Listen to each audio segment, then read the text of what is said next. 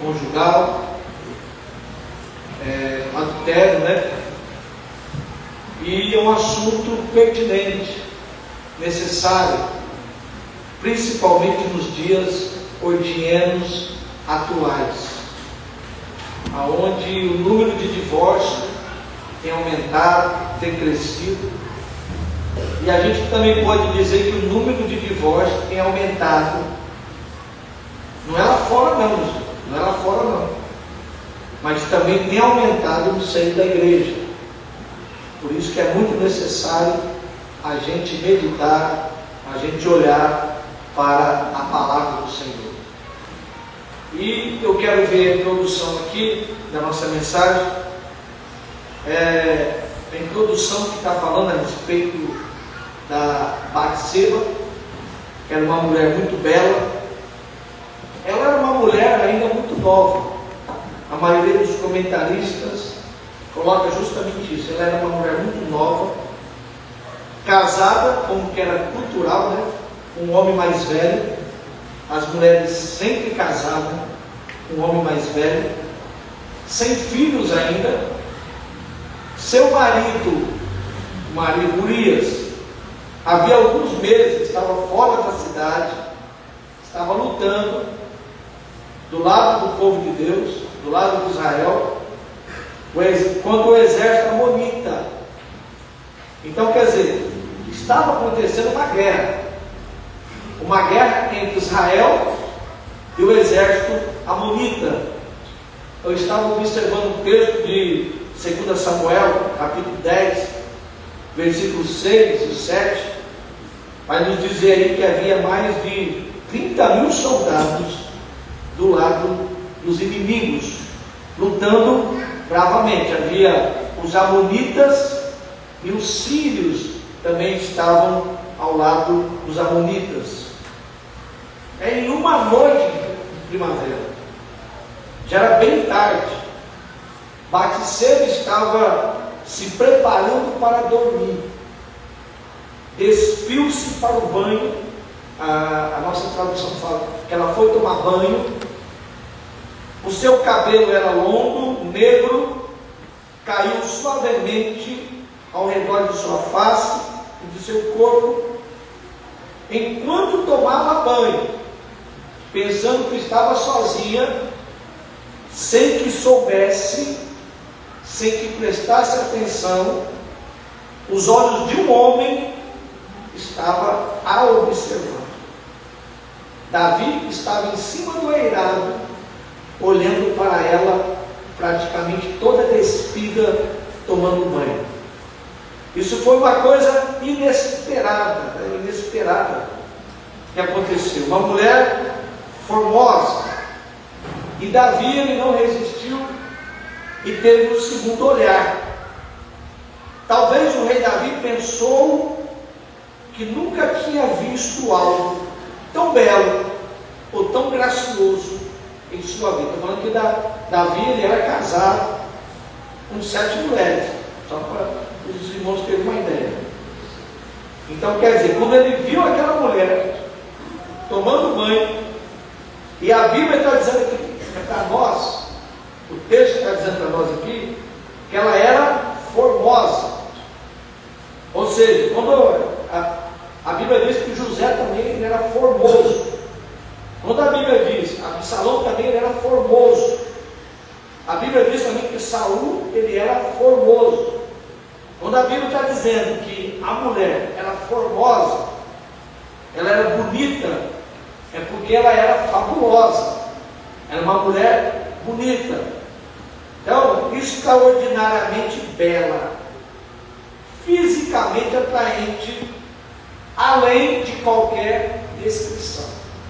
Então isso aqui é a introdução, só para os irmãos terem uma ideia do que aconteceu naquele dia.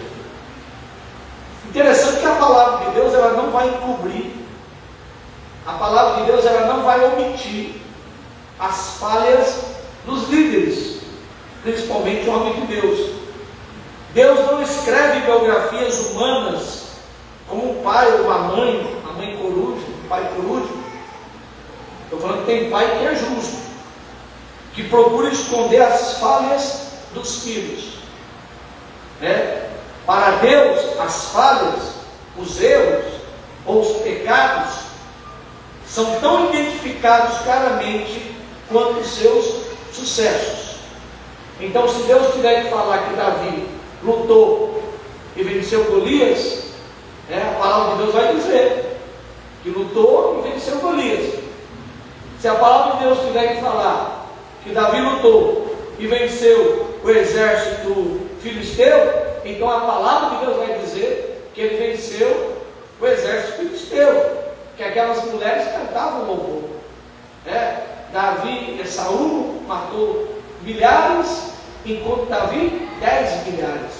Mas se tiver que falar que ele errou, que ele pecou, Deus não encobre os seus defeitos, os defeitos dos homens de Deus. A história de Davi mostra que as tentações atuais são tão antigas quanto o homem, e que o fracasso faz parte de cada um de nós. Então a gente vai ver que Abraão mentiu, sabemos disso, mentiu falando que Sara era a sua irmã. Jacó também mentiu, é isso? Jacó mentiu. Enfim, a gente percebe que Deus ele não está encobrindo o erro dos homens que viveram e que fizeram a história do Antigo Testamento. Assim também acontece com o rei Davi. E a Bíblia diz que tudo começou no início do ano. Começo do ano, que para nós é o mês de janeiro. Para os judeus está na setembro, outubro, que é o começo do ano deles.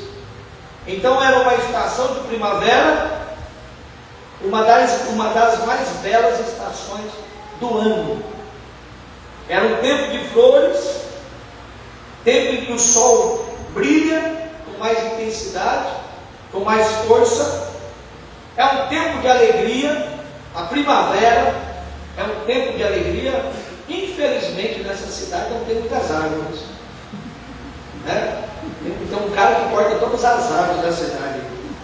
Mas você vai no interior de São Paulo, meus irmãos, aqueles ipês, as avenidas cheias de ipês, enfim, tantas árvores bonitas, aquelas grandes avenidas e as flores caindo pelo chão.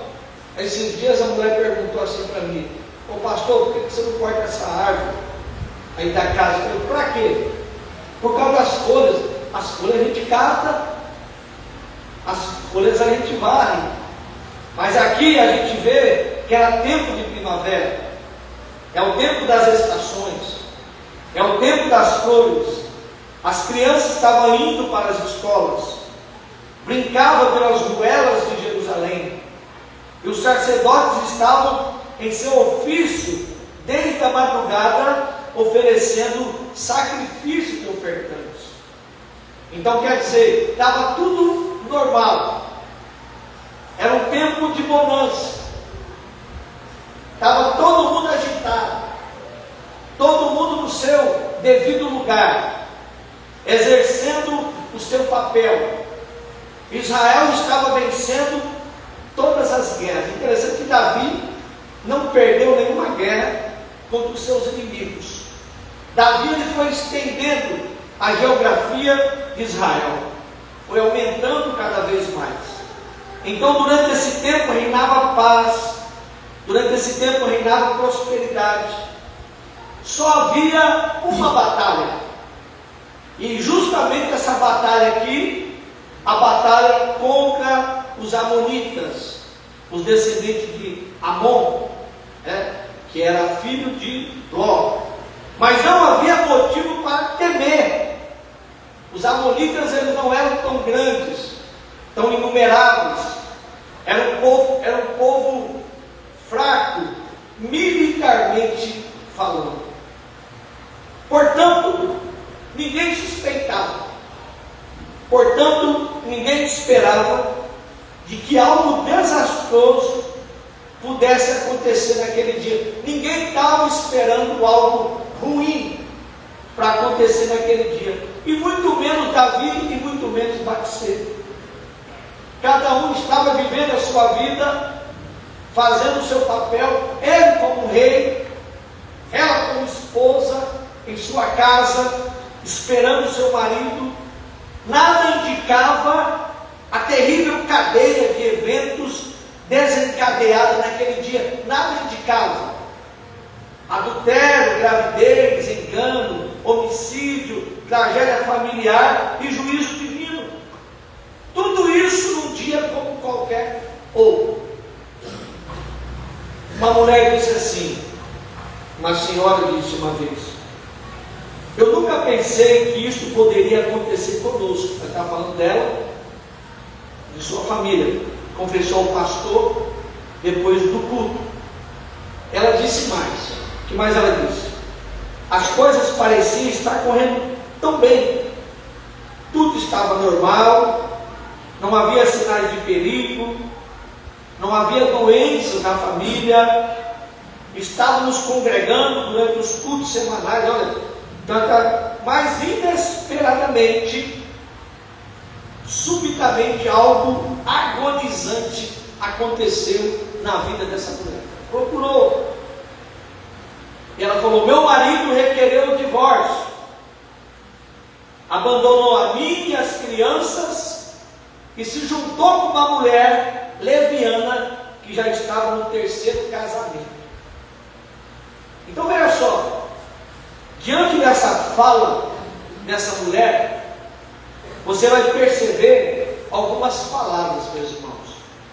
Algumas palavras que tudo diz respeito também a Davi e a Batseba. Ela diz assim, ó: as coisas estavam indo tão bem, tudo era normal, tudo estava correndo na normalidade, não havia sinais de perigo, mas inesperadamente, então quer dizer, parece que aconteceu algo que ela não esperava, que ela não aguardava, quando tudo parecia bem, então não há razões para suspeitar de uma tragédia. A família está indo bem, estava frequentando os cultos, e então, sem nenhum sinal de advertência, a bomba. Sem nenhum sinal de advertência, o marido chega, ele fala: eu quero o divórcio, eu quero me separar de você. Interessante, né? Como que essa mulher ficou abalada. E eu pensei também, quando eu estava pensando nisso que acontece inesperadamente, subitamente, na vida do ser humano, que você leva um choque, parece que alguém soltou uma bomba na sua casa, parece que a casa virou de ponta cabeça. Quantas pessoas que passaram por isso? A casa virou de ponta cabeça, quando alguém chega e diz: aconteceu isso. Tudo estava caminhando na normalidade, tudo estava caminhando muito bem, obrigado. Eu não esperava que isso fosse acontecer na minha vida ou na minha casa. Eu me lembrei de quem? Me lembrei de José. José também passou pela mesma circunstância. Ele passou, meus irmãos, pela mesma situação. Filho de Jacó, foi vendido ao Egito, foi comprado por Potifar, e ali ele tinha grande responsabilidade para organizar toda aquela casa. Ele era aquele indivíduo que organizava a casa, ele era o tesoureiro, ele era o administrador daquela casa. Então ele gerenciava os assuntos domésticos e todos os seus negócios.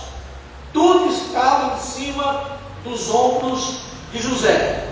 E o verso 5 do capítulo 39 de Gênesis coloca na mesma situação aqui, ó.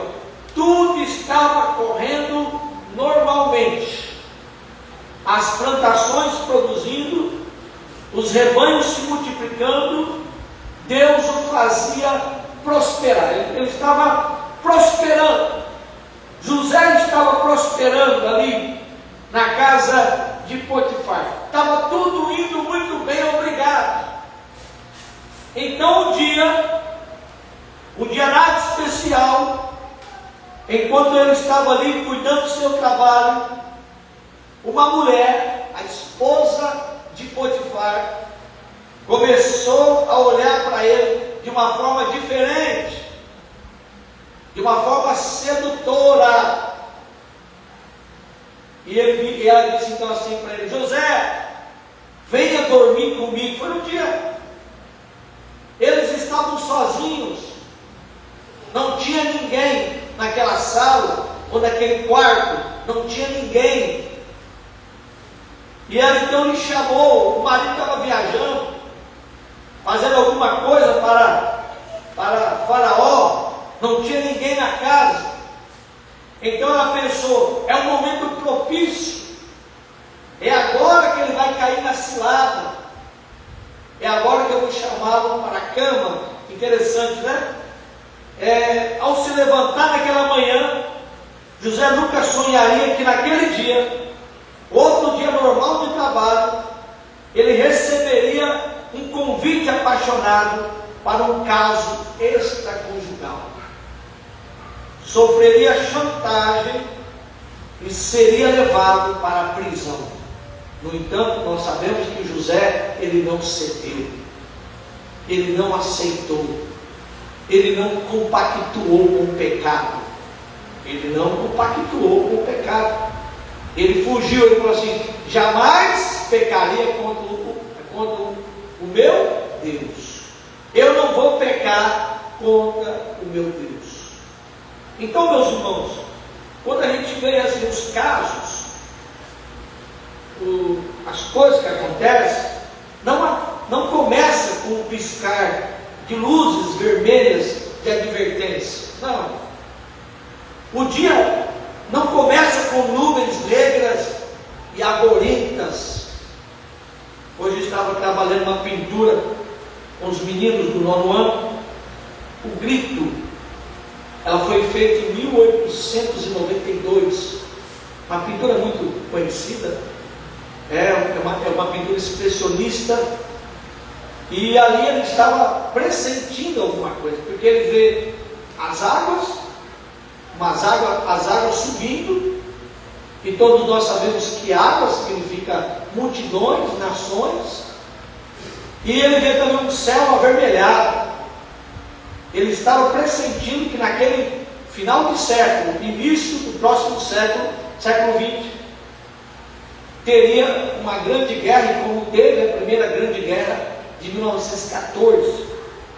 Então, quer dizer, não começou com uma nuvem negras e agorentas, nem aviso de furacão, nem de tsunami, nem de vento forte, mas nenhuma intranquilidade interior, nada disso.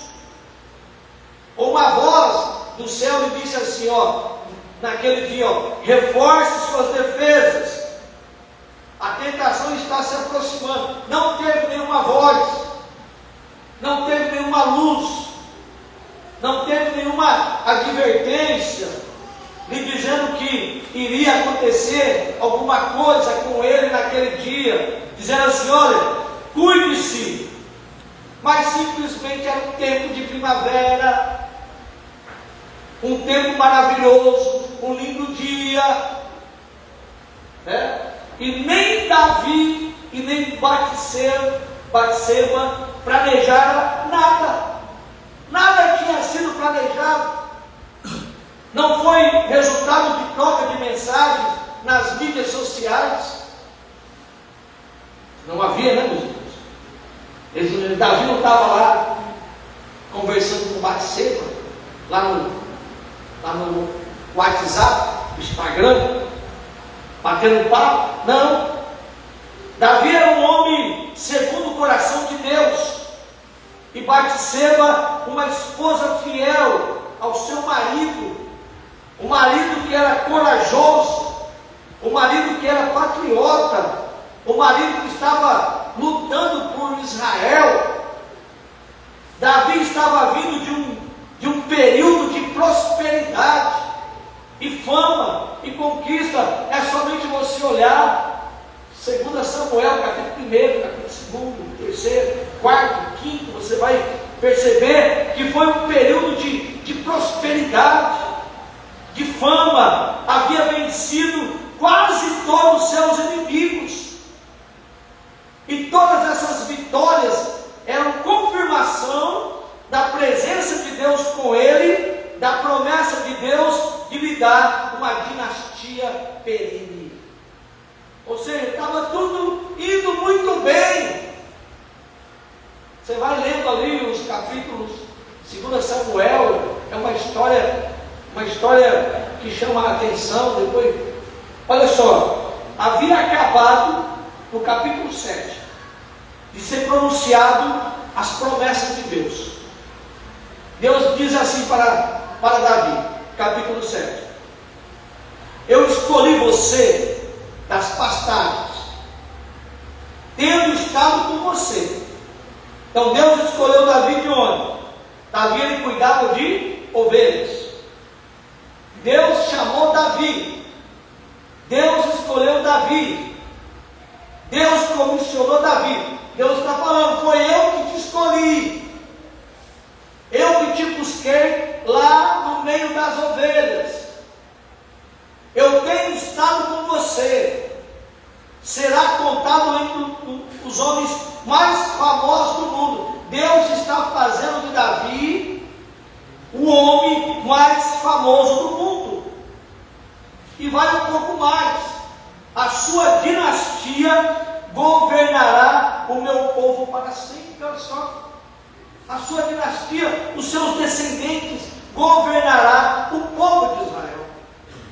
Diante disso, meus irmãos, diante do que Deus lhe disse, da sua chamada e da sua dinastia, a Bíblia diz que Davi se empolgou de tal favorecimento e disse assim: ó Senhor Deus, porque derramou suas bênçãos justamente sobre esse teu servo de família tão insignificante.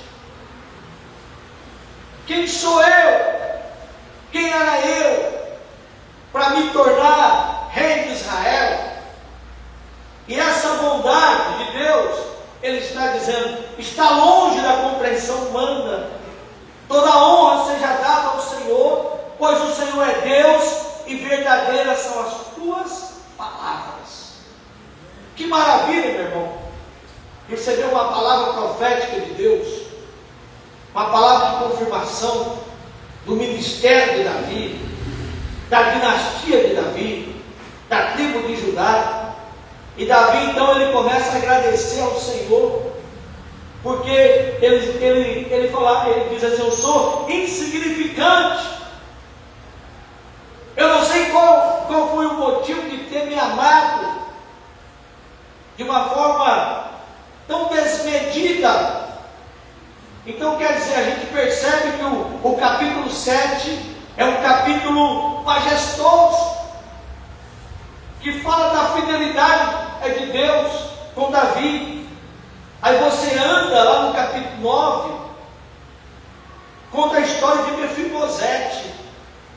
Que história maravilhosa, meu. Mefibosete, um paralítico.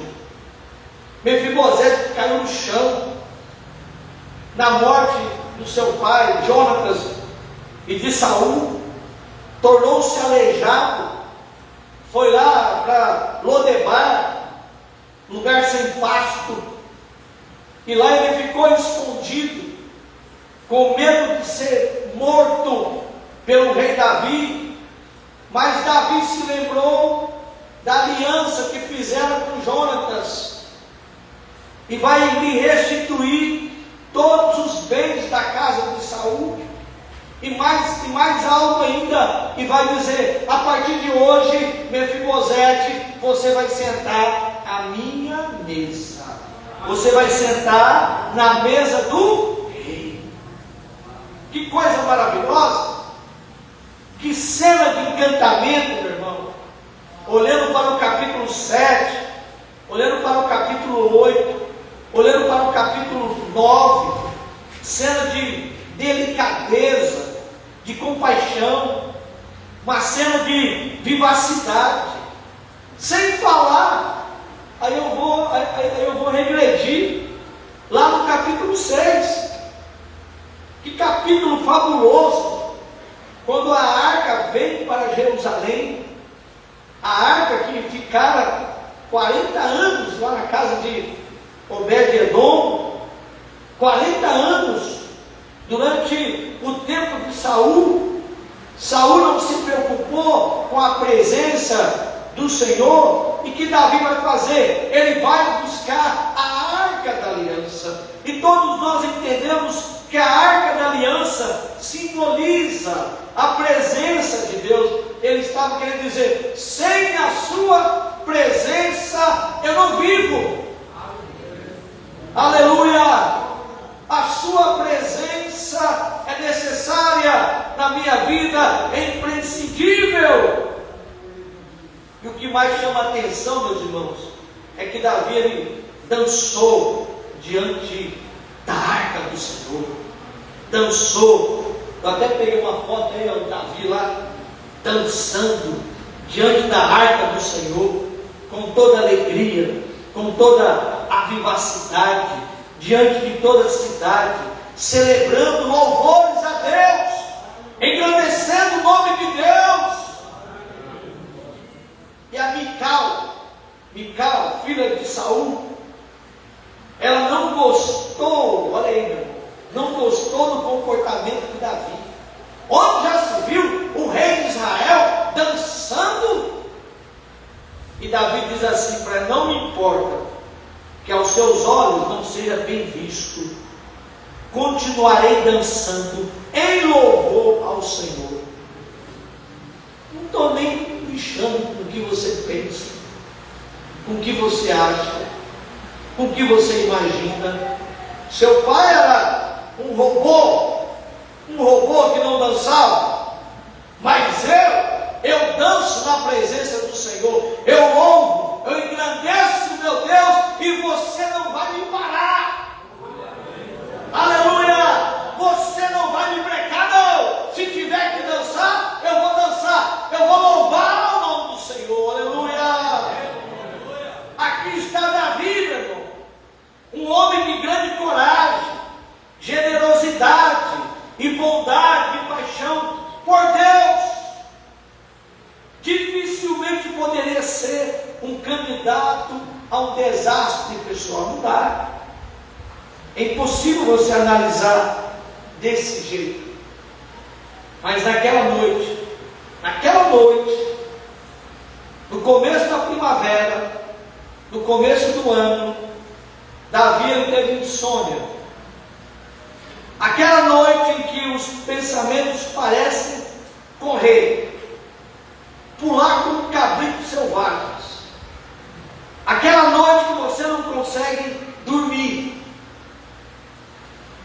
Todo mundo já deve ter passado por essa experiência. A noite toda anda, vai para lá, vai para cá. Eu já passei por essa experiência várias vezes.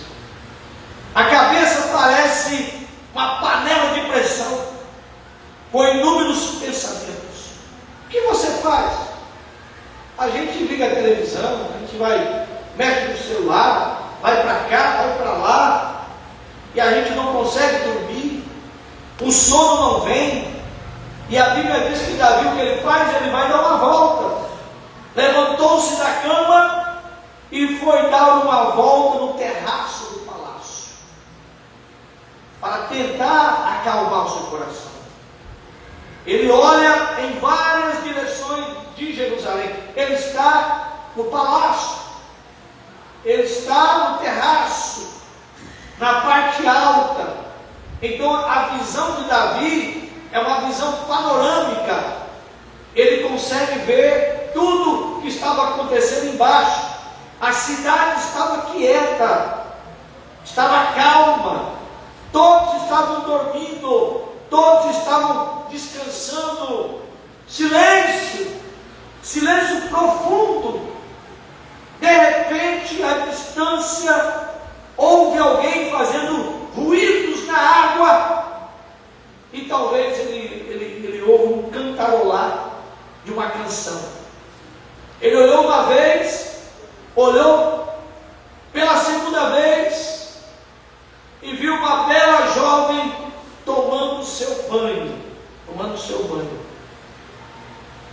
As circunstâncias, meus irmãos, não fazem o homem. A circunstância, elas o revelam. Nossa verdadeira força aparece justamente aí. A nossa identidade aparece justamente aí. Aonde? Na tentação, na circunstância. Nossa essência se manifesta quando somos tentados. É aí que vai evidenciar quem você é, na tentação. É ali que você vai saber a sua verdadeira natureza. Não havia nada de errado se Davi visse Batseba e continuasse caminhando. Ele viu praticamente nua e continuasse caminhando, como se não tivesse visto nada. Estou caminhando, não vi nada não. Repreenda Jesus, esse irmão aqui, vai para lá, mulher. Podia ter dito isso, né, meus irmãos? Nada de errado em reconhecer intimamente, viu? Porque tem crente aí, eu não sei se na nossa igreja não deve ter não, meu irmão, né? E quando passa uma mulher, quem vai ele, Jesus? É verdade? Tem crente aí que quando passa uma mulher na rua, ele fica hipnotizado. Não é assim? Olha só, ela era bonita, ela era formosa, ela era atraente. Nada de errado com uma exclamação silenciosa. Seu coração. Interessante que eu me lembrei do hino aí. Tentado não ceda. Ceder é pecado. Se você é tentado, não ceda. Porque se você ceder, é pecado. Melhor e mais nobre será triunfar. Coragem, ó crente, domina o teu mal. Deus pode livrar-te de queda fatal. Olha só que hino maravilhoso, que vai retratar justamente o que? A tentação. Então Davi poderia muito bem ter ficado quieto, não ter chamado atenção, saído de fininho. E uma outra coisa aqui, meu irmão, que eu vou colocar aqui para os irmãos. Além dessa descrição que ele poderia ter em relação à cena que ele viu, uma cena muito constrangedora. Davi sabia da lei de Deus e a proibição quanto ao adultério. Nós estávamos aqui numa terça-feira falando sobre os 10 mandamentos. Discutimos mandamento por mandamento. Não cobiçarás. Esse aqui é o 10º mandamento, é o último mandamento. Não cobiçarás a mulher do seu próximo. Quando diz assim, não cobiçarás, não diz somente respeito à mulher, também diz respeito à casa do seu próximo. O que o seu próximo tem, seu carro, sua casa, e também a sua esposa. Então, não é para você cobiçar, não é para você ter concupiscência, não é para você desejar, não é para você querer ter relação sexual com a mulher do seu próximo. Está dizendo o texto aqui para nós. Mas ele se deixou levar pelo segundo olhar. Ele não se aguentou. Ele se deixou levar pelo desejo desenfreado. Ele se deixou levar pelo seu impulso sexual. Eu pensei em algumas coisas nesse momento que passou pela cabeça de Davi, né? A gente vai imaginando, a gente vai pensando o que deve ter passado, quais foram as justificativas, quais foram os pensamentos que passaram pela cabeça de Davi nesse momento. Talvez ele disse assim, talvez ele tenha dito: tenho sofrido muita pressão, mereço um pouco de relaxamento. Tenho guardado a lei de Deus por muito tempo. Uma pequena infração não é nada sério demais. De fato, olha só, olha como que é ardiloso. Olha como que você pode justificar o teu pecado. De fato, pode ser que Deus me fez andar aqui fora esta noite para que pudéssemos estar juntos. Ô cara, você é casado. A mulher é casada. Como que é? Deus que fez você ficar com insônia? Veja só, será somente uma noite. Ninguém ficará sabendo. Olha, ninguém vai ficar sabendo, não. Ninguém vai ser uma noite só. E acabou. Então, quer dizer, esses são os pensamentos que talvez existiram na cabeça de Davi, justamente nesse momento da tentação, justamente nesse momento em que ele estava ali impulsivo, justamente nesse momento que ele estava ali cheio de desejo por causa daquela mulher. E ele vai dizer assim: quem é aquela moça? Quem é? A casa é de quem? Ela pertence a que casa? Lá na minha terra, lá em Pirangi, a minha mãe falava assim: é filha da fulana, é filha do ciclano, né? Quando eu era mais novo, eu sabia quem era o fulano, o ciclano, mas depois de tantos anos que eu não vivo mais naquela cidade, hoje eu não conheço mais ninguém. Mas Davi, ele fez justamente essa indagação. Ela faz parte de que casa? Ela faz parte de que família? Olha aí, meu irmão. Ele teve tempo de saber. Ele teve tempo de raciocinar. Preciso saber.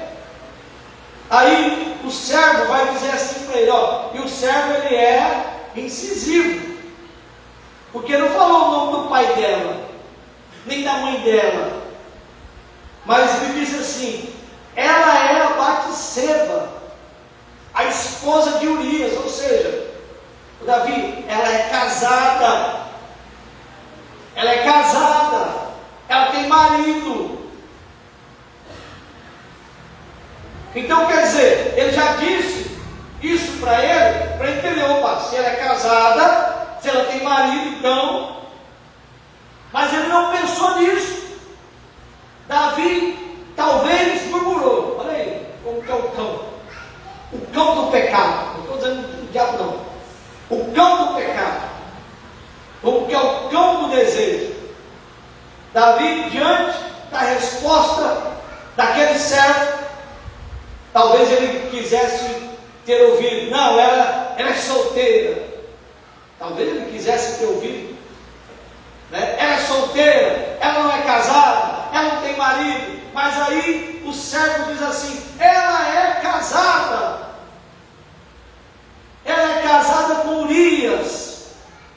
E aí o cão, do homem, diz assim: Urias está ausente na guerra. Tudo se encaixa tão bem.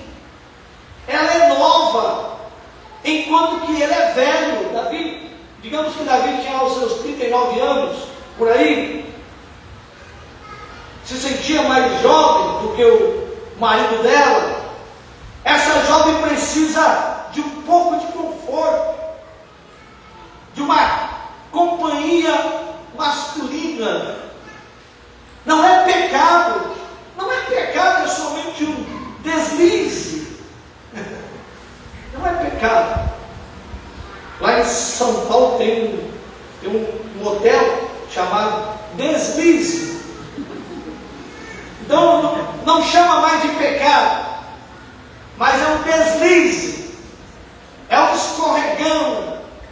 Vai acontecer somente uma vez. Interessante que ele fala assim ao seu servo: traze-a para mim, traga para mim. O apóstolo Tiago fala sobre a tentação. Cada um é tentado pelo seu próprio mau desejo. Eu sou tentado pelo mau desejo, pela concupiscência que eu vou alimentando dentro de mim. E sendo que por este mau desejo, por esse pecado, por essa concupiscência, eu sou arrastado e seduzido. Interessante que o Dietrich Bonhoeffer, ele fala no seu livro Tentação, que nesse momento da tentação, toda a ideia de Deus some, toda a ideia de Deus desaparece. A única coisa que você vê na tentação é o pecado. É o pecado que está na sua frente. É o que você consegue ver. Você não consegue pensar quem você é, se você é casado, quem é o seu Deus. Parece que o diabo bota uma venda nos teus olhos e você consegue somente enxergar o pecado que está diante de você. Então diz assim: cada um é tentado pelo seu próprio mau desejo, sendo por este arrastado e seduzido. Então esse desejo, tendo concebido, dá luz ao pecado.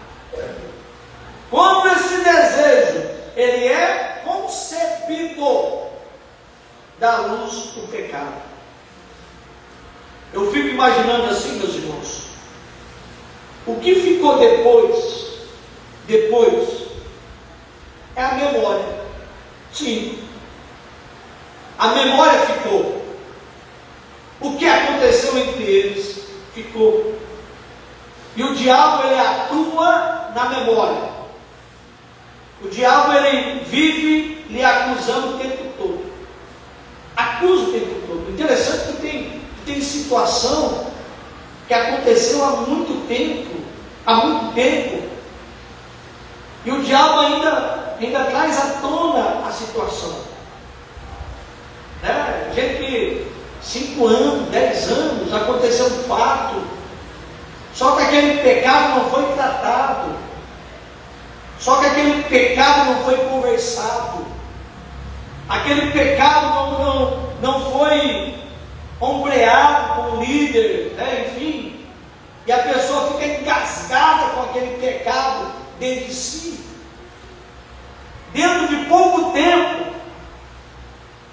com a ausência de um período menstrual, tontura matinal, e diz ao rei Davi: estou grávida. Olha aí, meu irmão, que situação. Era somente um caso, era somente uma coisa que ia acontecer e pronto, sem ninguém saber. Olha o que vai acontecer. Ela diz assim: eu estou grávida. Uma única relação que eles tiveram, não foi duas, não foi três, mas uma única relação no período fértil, e ela se engravidou. E agora? O que vai acontecer? O fato de ter vivido uma mentira uma noite, se não ter confessado completamente, requer muitas mentiras para encobri-lo. Agora ela vai precisar mentir o tempo todo, vai precisar enganar o tempo todo, vai precisar inventar uma história o tempo marido, falando de si mesmo por causa do seu pecado, de ter que mentir, de ter que encobrir. Eu me sinto miserável, tendo que inventar tantas mentiras. Então, o tempo todo inventando mentira. Agora a gente está diante de um homem segundo o coração de Deus, um homem chamado por Deus, um homem cheio de compaixão, um homem cheio de generosidade, um homem que venceu o gigante Golias. Olha só que coisa maravilhosa. Um homem audacioso, um homem corajoso, um homem que confiava no Senhor de uma forma absoluta.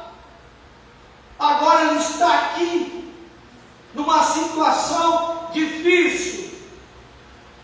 Um homem segundo o coração de Deus se tornou um homem ardiloso, um homem traiçoeiro, um homem implacável e um homem sem consciência. Tudo isso daqui por causa do pecado. Tudo isso daqui por causa de um caso, por causa de uma relação extraconjugal.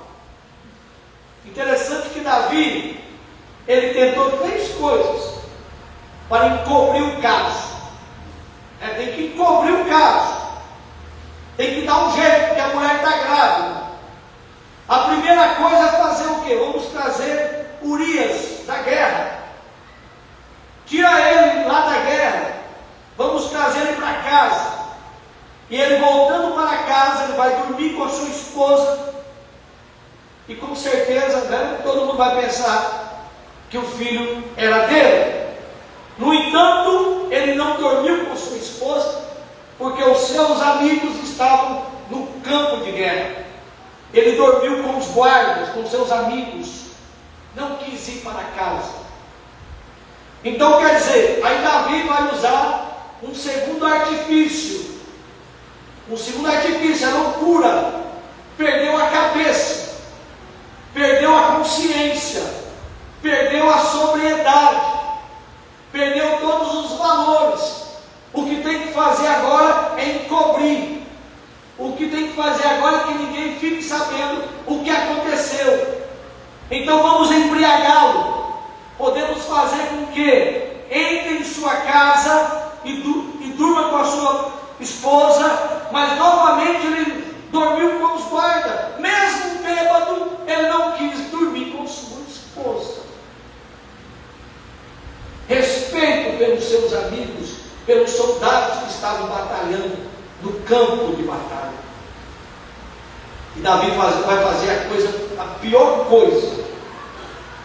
Eu vou dizer aqui para os irmãos, que a coisa mais significativa que Davi fez em sua vida foi ter derrotado o gigante Golias. A coisa mais significativa, o evento mais importante da vida de Davi foi ter derrotado o gigante Golias. Agora, a coisa mais cruel, mais perniciosa, mais demoníaca que o homem segundo o coração de Deus fez foi justamente esse terceiro fato aqui, que ele vai fazer o quê? Ele vai colocar Urias na linha de frente da guerra. Ele vai dizer para Joabe: bota o cara na linha de frente, bota ele na infantaria. Sabe que a infantaria é aqueles homens que vai de frente, são os mais simples, aquelas pessoas que não têm um grau elevado no exército. Então bota Urias na linha de frente, porque ele sabia que ele estando na linha de frente ele morreria. Então quer dizer, ele cometeu o que aqui? Homicídio, um assassinato.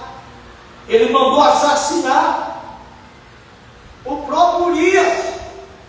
Olha que coisa terrível, olha que coisa descabida que Davi mandou fazer, que Davi ordenou, e Davi pagou um preço muito alto por causa disso.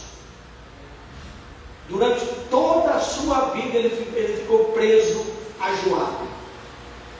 Toda a sua vida, por causa desse pecado, ele ficou preso a Joabe.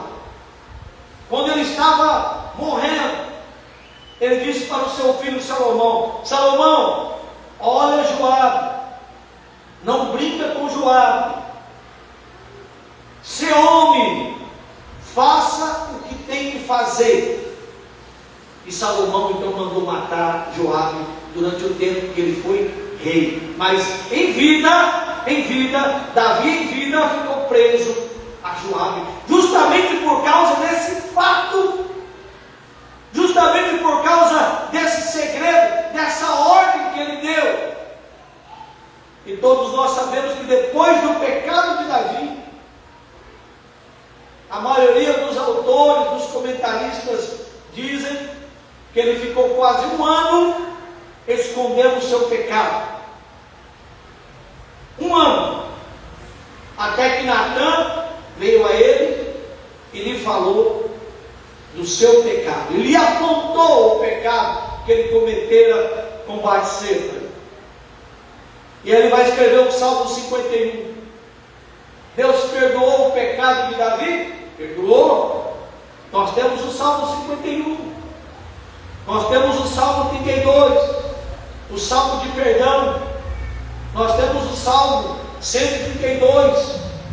Nós temos o Salmo 38. Tantos e tantos salmos de confissão, de penitência de Davi. Por causa do seu pecado, Deus perdoou, Deus perdoa. Mas depois do capítulo 12 de 2 Samuel, a gente vai ver o que? As consequências do pecado.